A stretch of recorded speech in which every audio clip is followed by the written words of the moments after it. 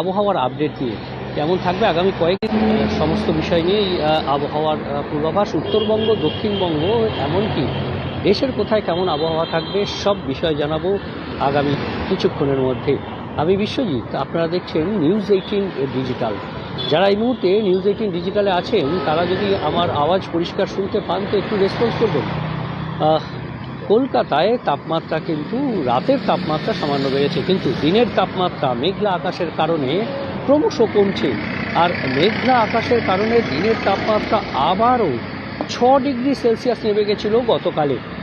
আজ কিন্তু মেঘলা আকাশ থাকার সম্ভাবনা এবং তাপমাত্রা আরও কমতে পারে, অর্থাৎ শীতল দিনের মতো পরিস্থিতি, একেবারে শীতল দিনের মতো পরিস্থিতি না হলেও কিছুটা কোল্ড ডে লাইক সিচুয়েশান হতে পারে।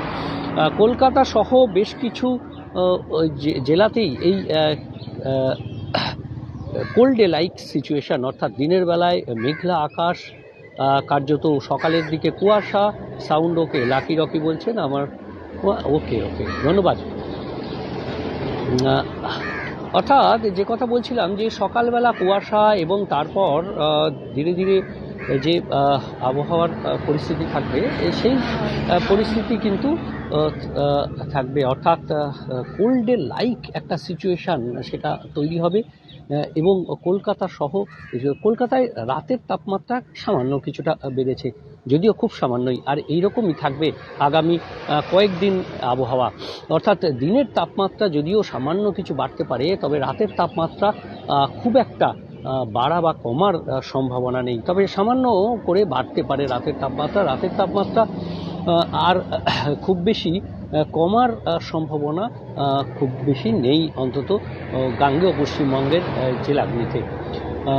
অন্যদিকে উত্তরবঙ্গে সেখানে কিন্তু তাপমাত্রা প্রথম 24 ঘন্টায় কিছুটা কমতে পারে এবং আবারও দার্জিলিং এবং যে কালিম্পং সেখানে বৃষ্টির সম্ভাবনা থাকছে। দার্জিলিংয়ে বৃষ্টি হবে, দার্জিলিংয়ে তাপমাত্রা কিছুটা কমবে।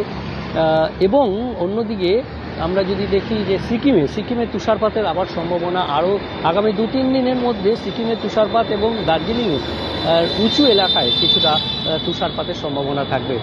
তবে মোটের উপর বৃষ্টির সম্ভাবনা থাকছে, অর্থাৎ 24 তারিখ বৃষ্টির সম্ভাবনা, 24শে জানুয়ারি।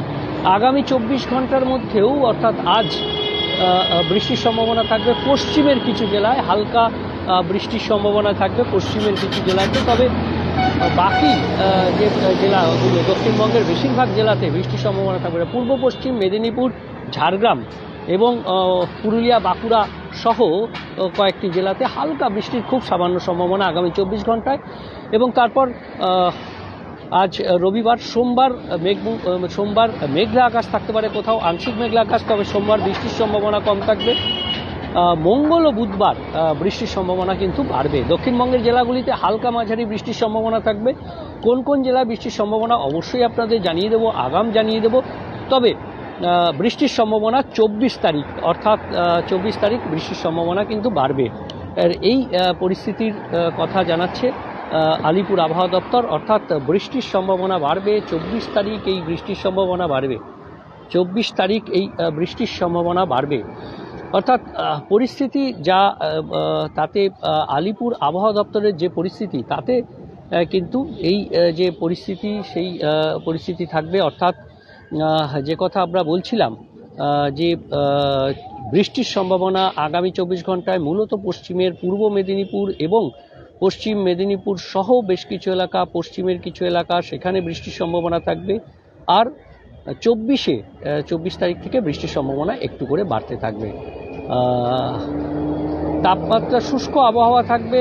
পশ্চিমের যে উত্তর পশ্চিমের হাওয়া এই মুহূর্তে বইছে, আর এই উত্তর পশ্চিমের হাওয়া বইছে মানে শীতের পরিস্থিতি, শীতের আমেজ থাকবে। তবে পূবালি হাওয়া যে প্রভাব, উত্তর পশ্চিমের যে হাওয়ার প্রভাব, সেই প্রভাবটা কমবে। কাজেই যখনই প্রভাব কমবে তখন পূবালি হাওয়ার একটু দাপট বাড়বে, আর সেই দাপট বাড়লে জলীয় বাষ্প সঙ্গে ঢুকবে, আর তার ফলেই আবহাওয়া একই রকম থাকবে গাঙ্গেয় পশ্চিমবঙ্গের দিকে। তবে দক্ষিণবঙ্গে বৃষ্টির সম্ভাবনা আগামী 24 ঘন্টায় যেমন, তারপর আবার এই সম্ভাবনাটা বাড়বে। অর্থাৎ দক্ষিণবঙ্গের পশ্চিমের জেলাগুলিতে বৃষ্টির সম্ভাবনা বাড়বে, আগামী 24 ঘন্টায় বেশ কিছু জেলায় বৃষ্টির সম্ভাবনা, আবারও 24 তারিখ বৃষ্টির সম্ভাবনা থাকবে। আরও একবার বলছি, আগামী 24 ঘন্টায় হালকা বৃষ্টির খুব সামান্য সম্ভাবনা, তবে 24 তারিখ 24শে জানুয়ারি দক্ষিণবঙ্গের বেশ কিছু জেলায় বৃষ্টির সম্ভাবনা বাড়বে। দার্জিলিং কালিম্পংয়ে হালকা বৃষ্টি চলবে।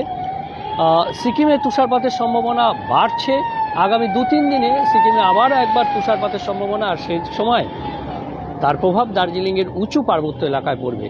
আপাতত এই পর্যন্তই। ভালো থাকবেন, সুস্থ থাকবেন, আর অবশ্যই দেখতে থাকবেন নিউজ 18 ডিজিটাল। সব খবর সঠিকভাবে সবার আগে। ধন্যবাদ।